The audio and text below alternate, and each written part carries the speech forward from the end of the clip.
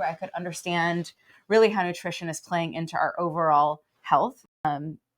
As I age, my community ages as well. Yes. And so when we opened, I had just had a baby and we were in our 30s. And what I love about the fact that we are aging is that with that, our focus seems to be also shifting. And so, yes, sometimes women come and they want to start working out because they want to look a certain way. But really, that's not what we're about. And over time, it's rarely enough of a motivating factor to keep people focused on their habits. Hi, everyone. I'm Lexie Callies. Do you feel the squeeze of caring for an elderly loved one and school-aged children?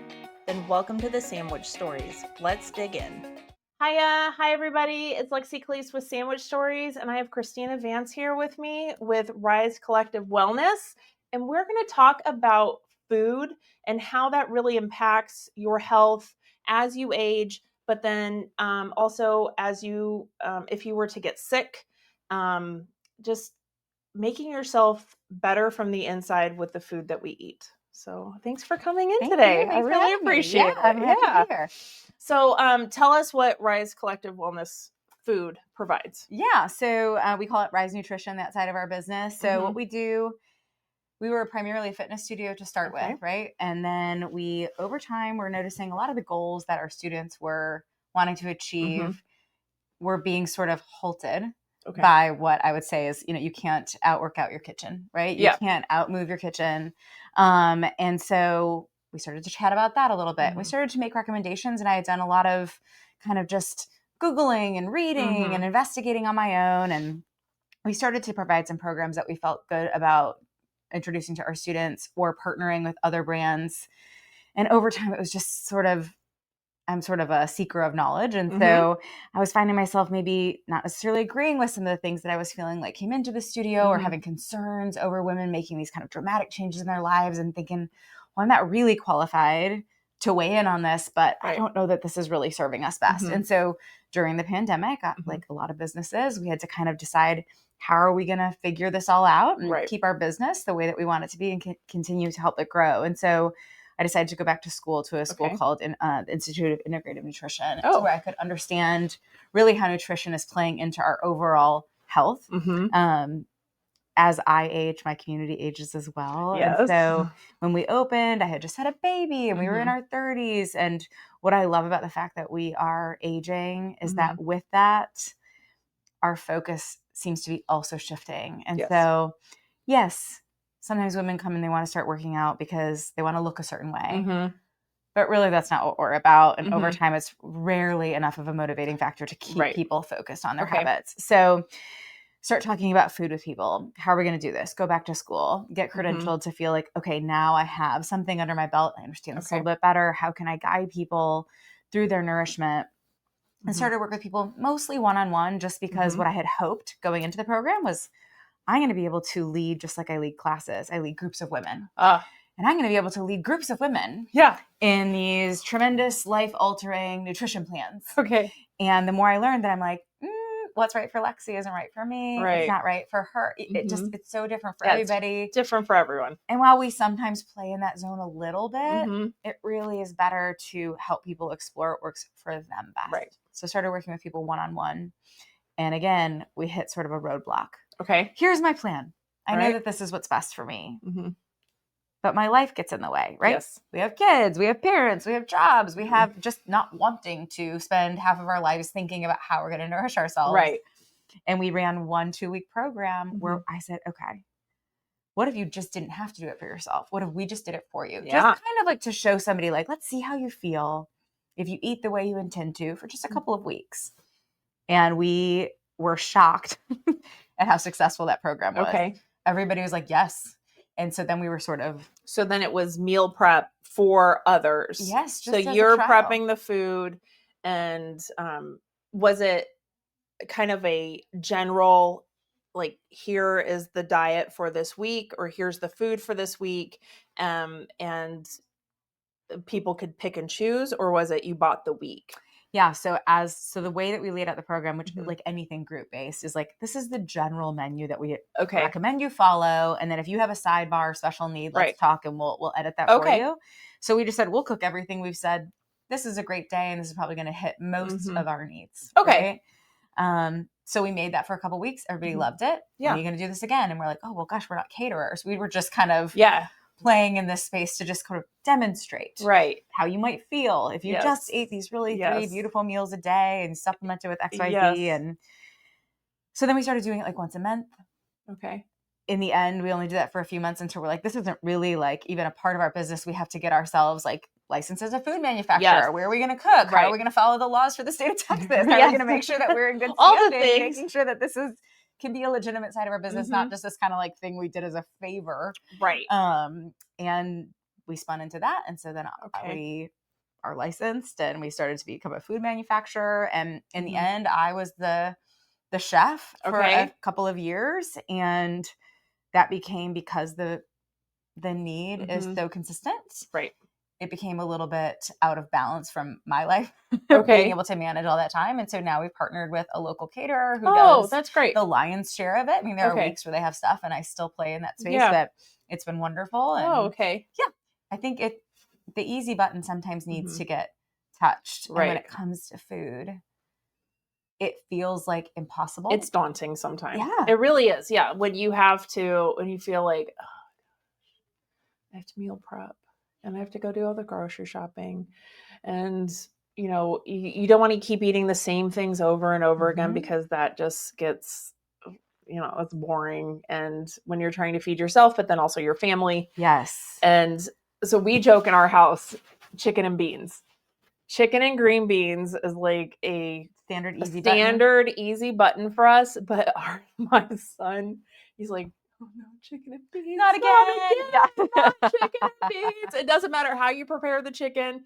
It's chicken and beans. And he's like, oh, no. Yes. And so we joke now. We're like, hey, we're not really eating chicken and beans. But he's like, what's for dinner? I'm like, chicken and beans. Always chicken and beans. Always chicken and beans, because it's just something that gets under his skin sometimes. And it's a little funny to needle your 13-year-old. But it's also good for him.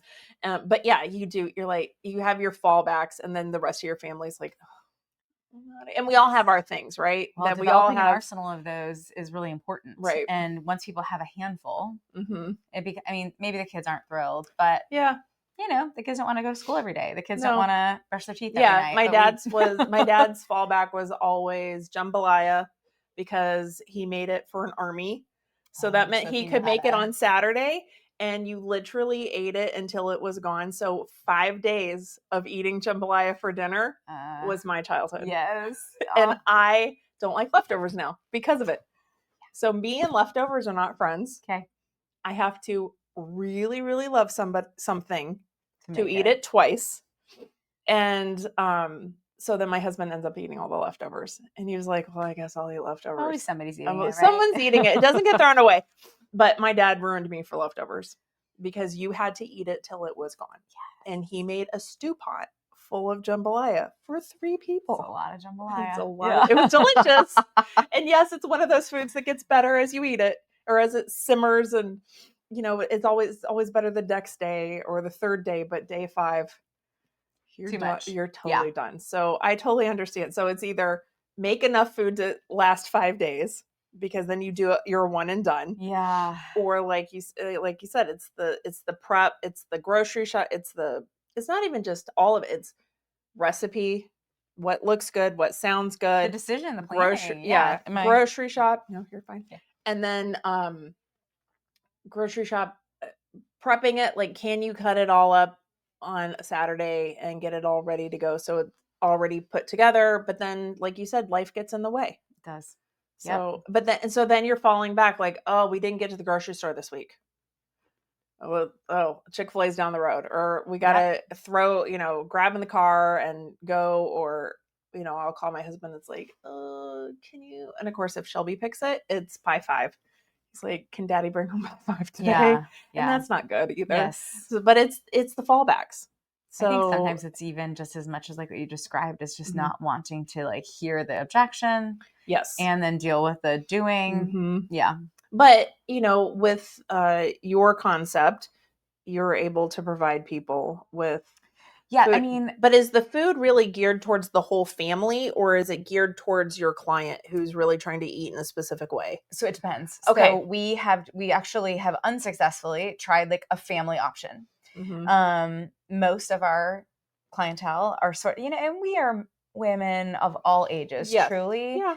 But like the sweet spot is sort of like women in this like late 30s to late 50s kind of wedge, where normally the people who are ordering from us are the ones that are trying to properly nourish themselves despite the challenges of having a family where things are moving in all directions and practice every night. And it's like this thing where it's like, at least I know I have this like healthy lunch for myself that I can just take to work and not have to worry about that. Or I have a healthy lunch and a healthy dinner, even if it means that we're doing dino nuggets as a family, which, we'll work on that. Yeah. That's fine. Nothing's perfect. Yeah. But usually people are using our services to feed themselves individually, or we have a handful of families where it's just a couple. Yeah. They don't have kids at home or they don't have children. Right. And this is just super easy. Yeah. And they both like it all. I think what you don't want to do, and I understand this, is be paying for a premium service that your kids then want to throw in the garbage. Yeah, right? They don't want anything to do with it. They see it. They stick their nose up at it. And that's, and that's okay. Kids, but to be able to provide, I luckily have a child who's not a super picky eater. He always says, if daddy makes it, then I love it. Okay, great. Which is awesome. Did you train them to teach that so you don't have to cook? Yeah. No, that was a requirement while we were dating. I said, my dad did all the cooking in our household. I hate cooking.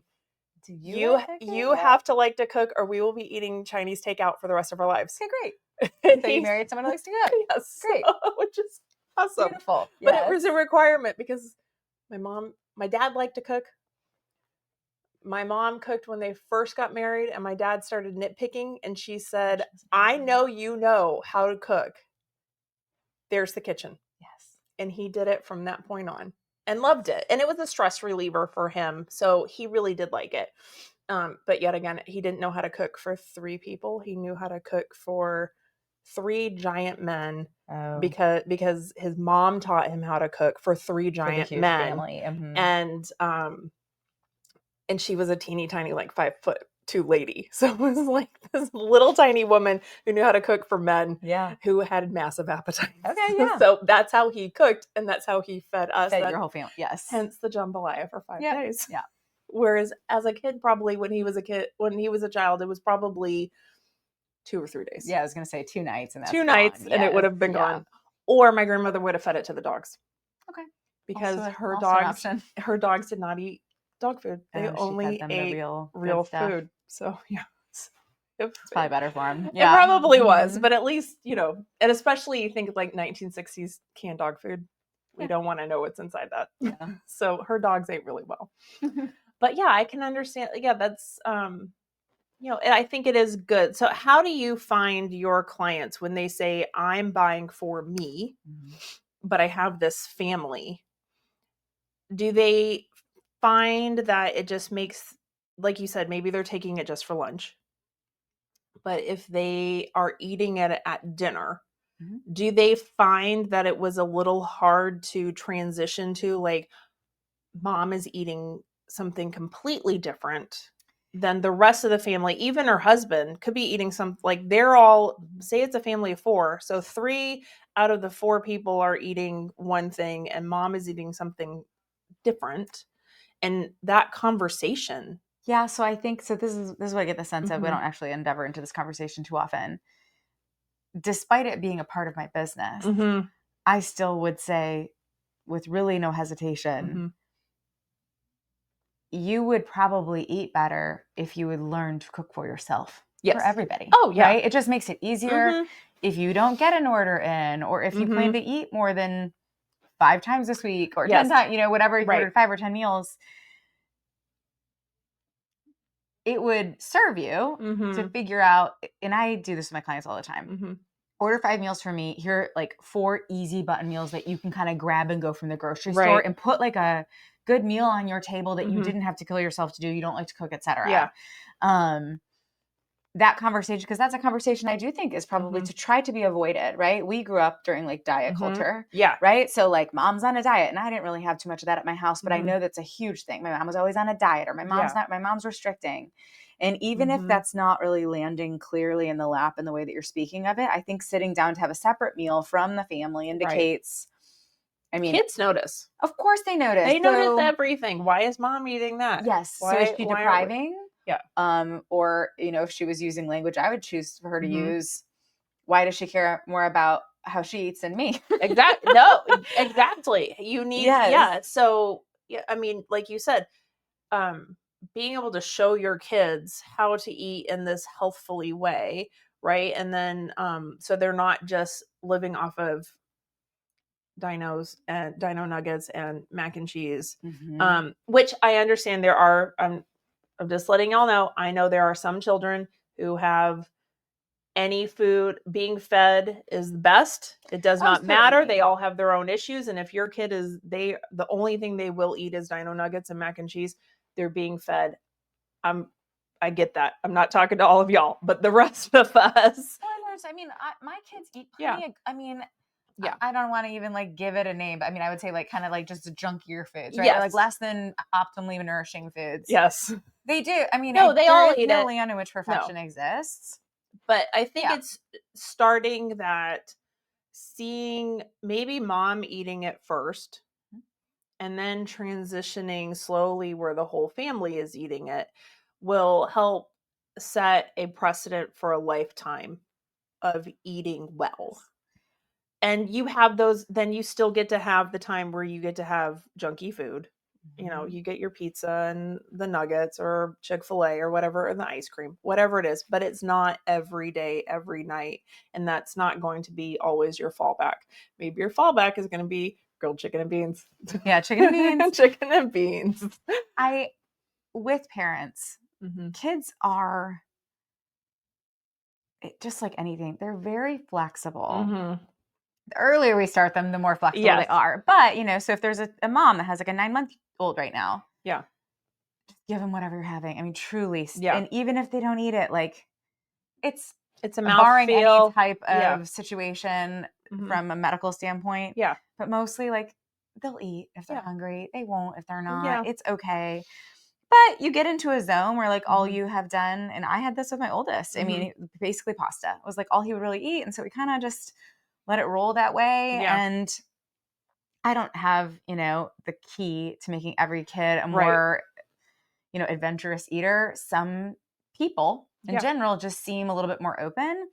But I think just like the chronic exposure to different foods, as my eldest has grown up, he just has started to eat just a little bit better for a myriad of reasons, right? He got a little bit more into athletics, a little bit more interested in like how fueling his body would help him perform.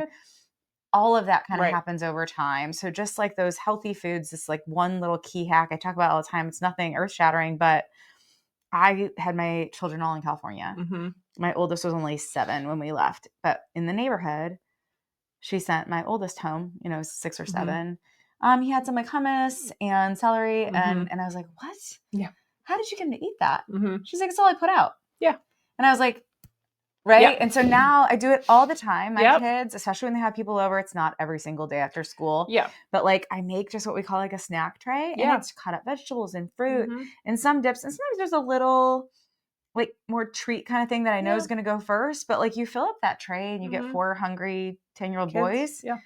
They do eat it. But that's also good for moms too, because then you're not eating snack. If you're going to be snacky, it's out there for you too. And then you're just like, oh, well, it's out. I'll have a carrot stick or I'll have some raw broccoli or some hummus or whatever it's going to be, which is also good for you instead of grabbing whatever it is. Yeah. I mean, I think the sweet spot for kids or maybe even just anybody who's not prepared to have a meal. Yeah. It's that like in between time, in between lunch and dinner. What is happening at dinner time? Even if dinner is, we know we're ordering pizza because we got all these different places to be. Yeah. That after school snack, you're filling them full of nourishment. They will eat less of whatever that non-ideal choice is down the road. And you've given them all this good stuff. Yeah. And there's ways to play with it. And I talk it with families all the time, but just as much opportunity to take in nourishment as possible. And instead of focusing on how badly things are going. Like, how much more goodness can I get into this individual, and what does that look like? Yeah, I think that's good. And then, that also, I feel that if you have these clients who are starting this when they have their kids, and then as we get older, how to keep maybe some of these, because it is hard. Like I fall into my habits and I don't always eat the best, and I know that. But I also know if I eat or drink certain things, I get super puffy. I get edema like that, like instantly. Okay. And I know it's always my left ankle. My left ankle puffs up and I'm like, oh, well, I ate that today. Okay. And so I know I've gotten better about it. So I know, oh, I can't eat that, or I don't eat as much of those foods in one day. Like if you have to space it. I have to space it out, because at the end of the day, I would just poof. Okay. And I can feel it. Is it sodium? Is it carb? Is it It's gluten? Is it sweets? Okay, so sugar. It's a sugar reaction. So it's carbs and sweets. So if we, whatever it was, is having a, I went to some party and it was not the best foods, and then there was a sweet, and then I went out and had a cocktail. Yeah. It's all built up throughout the day, and by the end of the day, poof. Yes. I am puffy, and it's always, like I said, it's always my left ankle. I always know my left ankle, my left foot, my right ankle and foot look normal. The rest of me, it's all puffed up, and I know, oh, I ate those foods.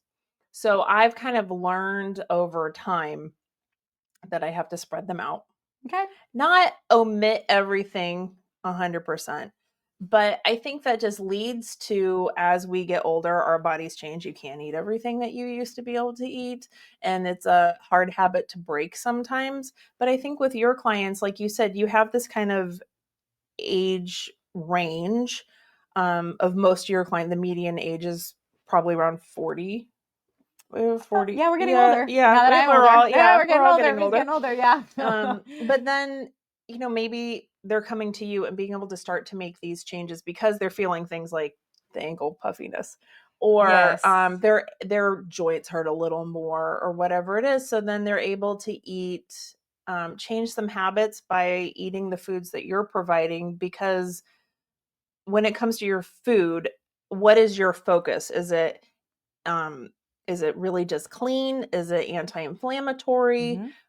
Is it all of the above? Yeah, good question. So, like, not to put too fine of a point on it, but like even like you had said, I think this terminology surrounding carbohydrate has a very negative spin on it. Yes. So, like, your reaction to sugar and refined carbohydrate. Yes, it's the refined. It's the white carbs. Yes. So, but like fruits and vegetables, carbohydrate. Those are all carbohydrate, right? So those are all great carbs. We tend to like get into this zone again, not because things are demonized in pop culture, and we went through fads as we always do, like everything else.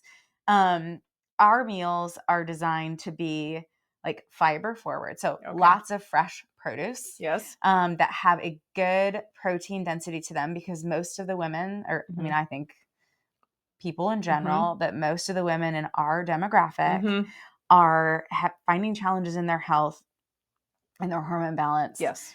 And their metabolic rate is changing, not because your metabolism, there's this sort of like misnomer that, oh, well, when you get older, my metabolism slows down. And it's like, well, not really. At 35, your body starts to break down its own lean muscle mass. And your lean muscle mass is what's responsible for your metabolism staying at the kick rate that it's used to. And it doesn't become harder.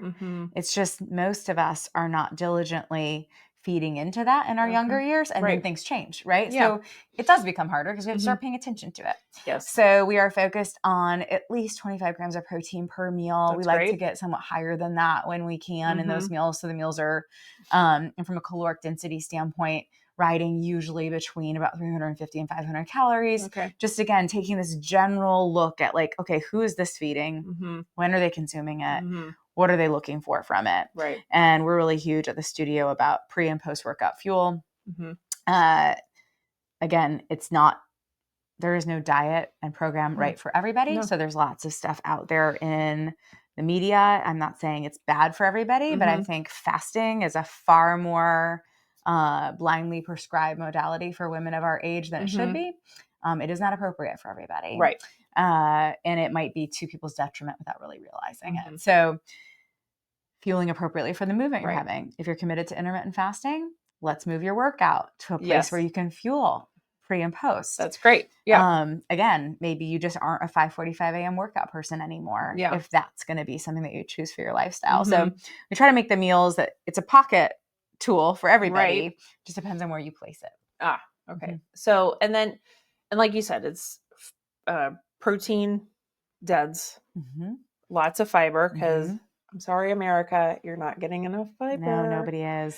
Ladies of a certain age, you should probably have about 25 grams of fiber a day. That's exactly right. And almost nobody's doing it. And no one's doing it. And you're not getting enough magnesium. I promise you that too. God. Yeah. So if you can, my doctor has me doing, she calls it a fiber bomb.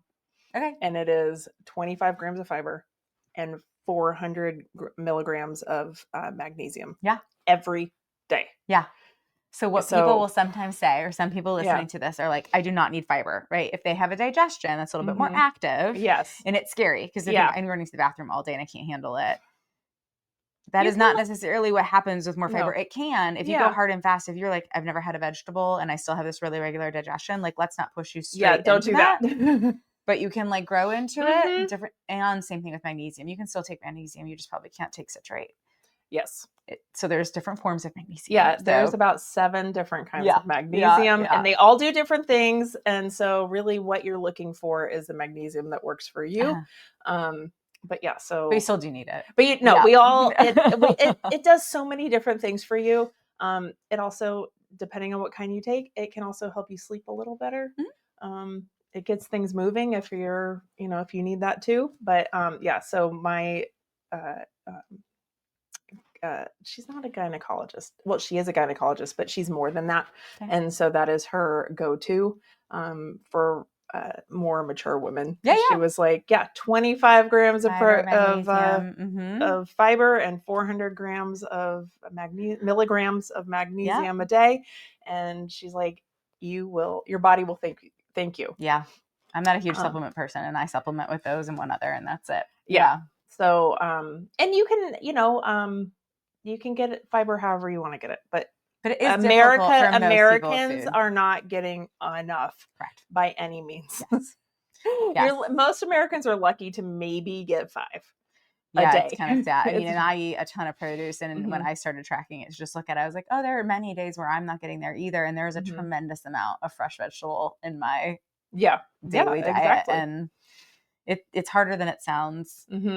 So, but and I think that will help as like I said, as we age, and I think people are starting to realize now we're becoming more educated on our food than we have been, I feel, in the past. I think back in the day, a long time ago, people weren't having these conversations because your grandma or your great grandmother was going to the grocery store every day, or the market every day or every other day. There wasn't as many packaged foods. You were eating fresh foods, fresh vegetables, things were made at home, breads, all those kinds of things. So we weren't having these conversations a long time ago. Right. And then we kind of got into the packaged comfort, everyone's on the go kind of foods, and like you said, diets, fad diets. I mean, my mom was actually really good about, I look back and I am definitely a child of the 80s diet fads. My parents never, my mom and cottage cheese and pineapple were like this. It's not bad, but when you really restrict a lot then that's what you're eating. Okay.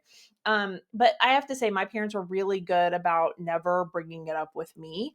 So, I got to eat how I wanted, when I wanted, regardless of my mom's dieting, which I am thankful for.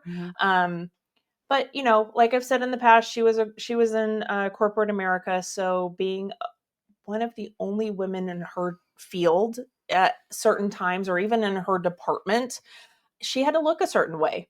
And she was a stress eater. Okay. And so when things were busy or stressful at the office, she wanted to eat cookies, and that's what she went. And then of course she would go back to like, oh, I've gained too much weight and now I have to rewind it and eat cottage cheese and pineapple niblets for a month and shake it off. Yeah.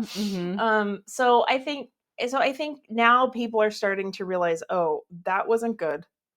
How are we going to move forward? And I think there's it hasn't been proven yet. This is the generalization. I think this is just my own opinion. I feel some of those things that we did in the past, or that became habit for us, especially in America, is attributing to sickness, to illness, to people are starting to realize how inflammation really affects our body, our brains, and I think people are starting to realize we have to combat this. We need to start rewinding, and we need to start looking at what we're putting in our bodies and how that's affecting us, so that we don't have the inflammation. We don't have, so maybe you could stave off certain illnesses for a little bit. Maybe you are prone to getting something, and it could be coming, but maybe it will be coming later down the line because you're starting to focus on what you're putting in your body. I mean, there's so much power in it. I present pretty frequently on nourishment, and 8 of the top 10 causes of death in America start with inflammation. Yeah.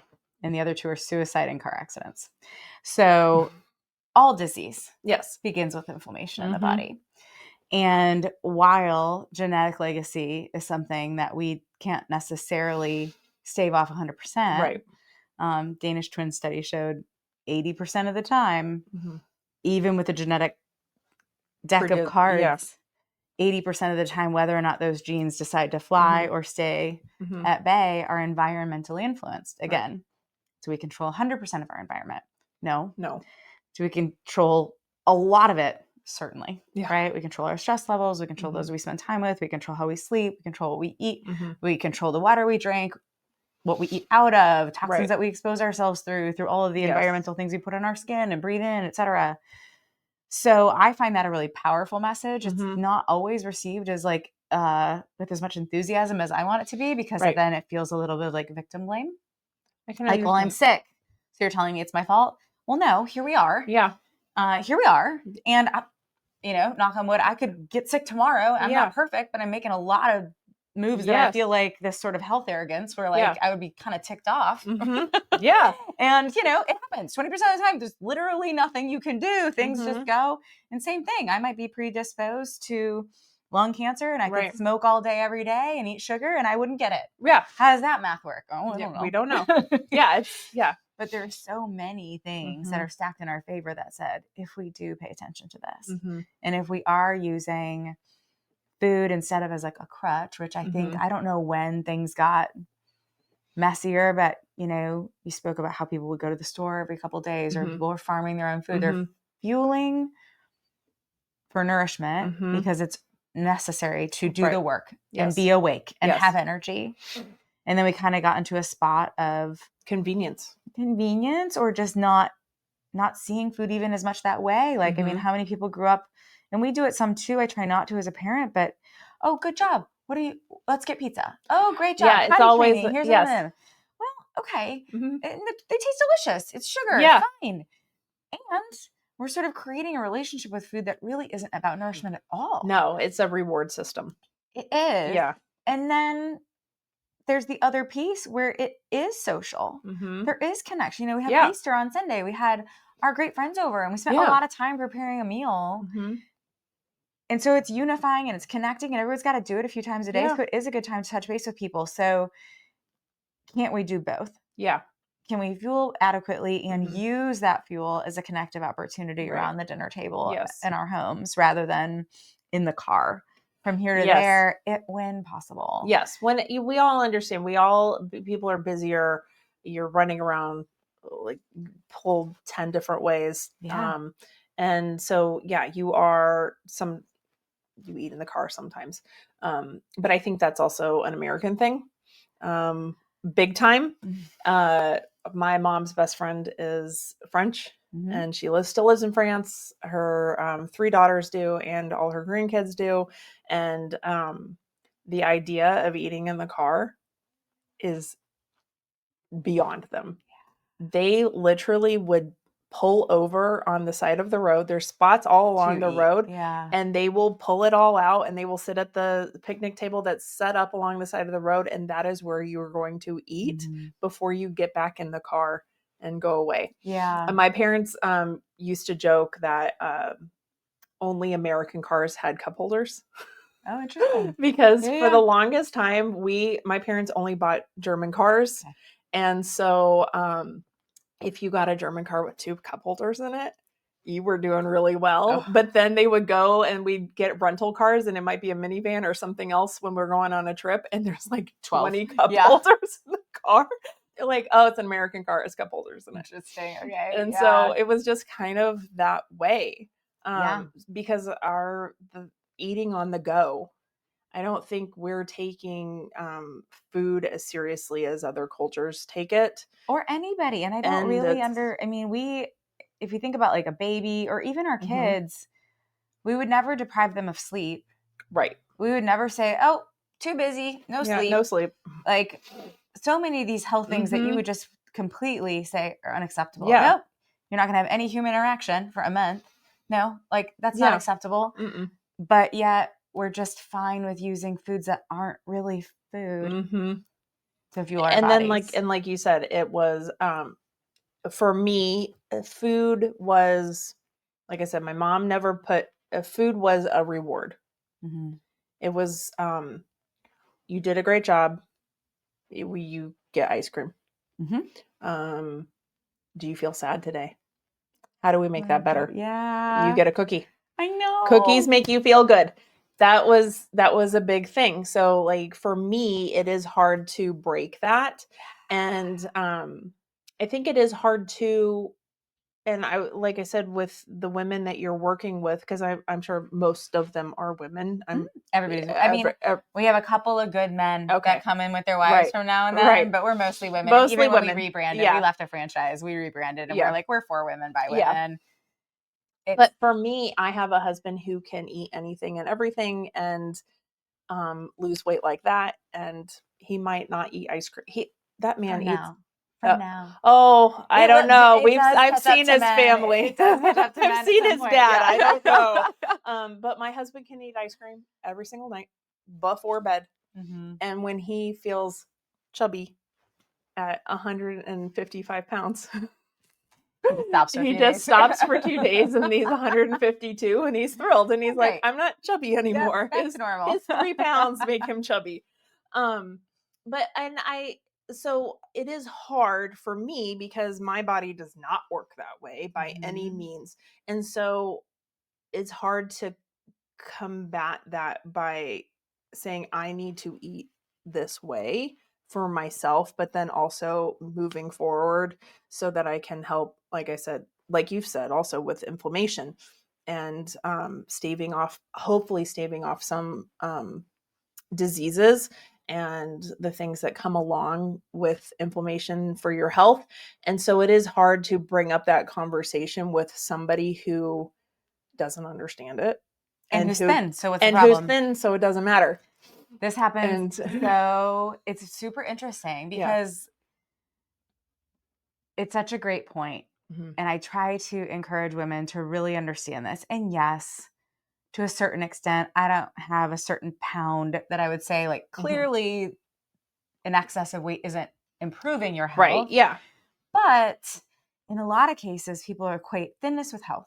Exactly. And it's just not always the case, right? There, like you said, there are several people who they're just kind of constitution makes them a smaller individual to start. We don't really know what their lean muscle mass content looks like. We definitely don't know what their blood work looks like. Right.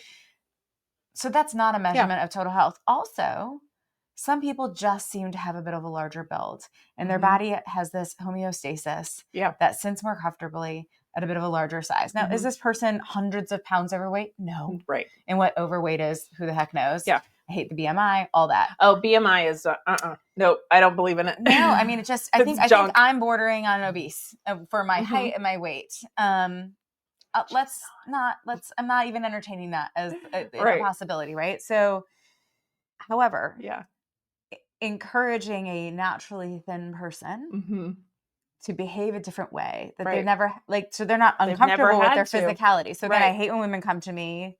I don't hate it, but a lot of women come to me just focus on, I want to be thinner. And it's like, well, fine. Let's focus on how your energy level is, how you feel about yourself. And like that might come with weight loss. And ultimately, if you have an excess of weight to lose, it will. Yeah. Right? Like if you start eating in a really nourishing way and you move, your body will probably physically change. Also, you'll probably sleep better. Also, your libido will improve. Yeah. Also, probably your skin and your hair and your nails and everything just comes alive. You're maybe thinking a little bit more clearly. So these other things start to happen too. And if we think about, I really feel good, well, then we may want to continue. Right. If we eat 4 chunks of pineapple and a half a cup of cottage cheese for 3 weeks, we may look different. You probably don't feel great. No, I don't think losing weight in a radical way. No. You feel like crap, and then what happens? Well, why would I do that anymore? Yeah, you don't. It's not sustainable. No, because it's deprivation, and finally your brain says, "Where's my reward?" Yeah, it's just not. It's not enough of a reward. Yeah, it's not. Being thin is not the reward. Or seeing the number that you think you want to see. Yeah, it's just not. No. So, yeah. Changes, with partners, this is like a whole thing. Like, how do I talk to you in a way that is real and also motivating and accepting? Like, I can't really make you do anything. Yeah. Right. It is. Like with my husband, I think he has a genetically predisposition to have slightly higher cholesterol. And he found, though, that if he started, and of course, like most doctors, they're like, oh, we can give you a statin. Whatever the statin. Yeah, whatever. We're going to give you rovastatin. Whatever. And he's like, let me go home. He didn't want to. Okay. He didn't want to. No, my husband is not a pill popper. Okay. He's like, nope, let me go home. So he started eating a little more oatmeal, having avocado at least once a day, if not twice a day. Just kind of did a more, the diet better for combating your cholesterol. Okay. And he went back to the doctor. Numbers went down. Oh. And I think the doctor was upset. Oh, really? I think he was really upset that my husband did it on his own without pushing a pill. Maybe. Yeah. And but I think that did something like that for our family was helpful because he realized, oh, what I do matters. What I do matters, and I don't want this high cholesterol. But also, he has started looking at more of an anti-inflammatory diet because it will help with his cholesterol. So it has been starting to become a conversation we're having because, and I didn't want to push it because if I said, hey, I'd like this for me will work better, like cutting out refined carbs for me would be great. Yeah. That is not a conversation that man wants to have. Okay. He would almost rather cut out dairy than cut out refined carbs. Okay. Because he loves a biscuit. Yep. And so having that conversation was almost like I would rather just eat the way he would eat to not have that conversation. Okay.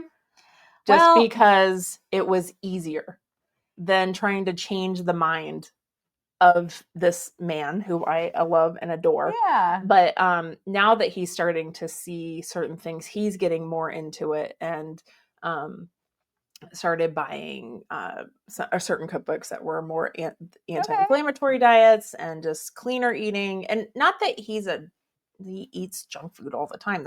He's not the, McDonald's guy. That's not who he is, but the ice cream. Yeah. He's like, oh, And now he's started to say, you know what? I'm not going to have desserts and any alcohol on the weekdays. Okay. Like that. And I don't drink at home anyway. So I'm for all y'all out there, I'm a social drinker. So if we went out to a restaurant but he decided to spring this on me at La Hacienda one night on a weekday. And he goes, oh, I'm not drinking alcohol during the weekdays anymore. And I'm like, but I just ordered a margarita. I just ordered a ranch water and now I have to drink it by myself. And I was so disappointed. So this is what happens with couples all the time, what you're describing. And it's super interesting. And I do understand this, right? With these kind of like communal beings. Yes. Focusing on our health today is always better, right? Because it's really hard to adapt and then it's not. You know, if I said, oh, we just found out this diagnosis for you, Lexie. Stage 4 XYZ. Yeah. But there's a really good shot that 80% of the time we can get this to halt, get you operated on, and cure you, but you have to eat this certain way forever. Yeah. Probably you would just do it and it wouldn't seem that hard anymore. Right. Because there's this threat right in front of your face. Yeah. Right? Or there's a scary thing that you wish you could reverse. And a lot of people, we can't get ourselves to reverse something sometimes when it happens. Thank you so much for listening to Sandwich Stories. I really hope you learned some new things and enjoyed it. If you did, tell a friend, tell your mom, tell your sister, tell your dad, tell everybody you know to also listen. Maybe they'll learn some new things, how to help each other out, and find us at Sandwich Stories Podcast. Thanks so much.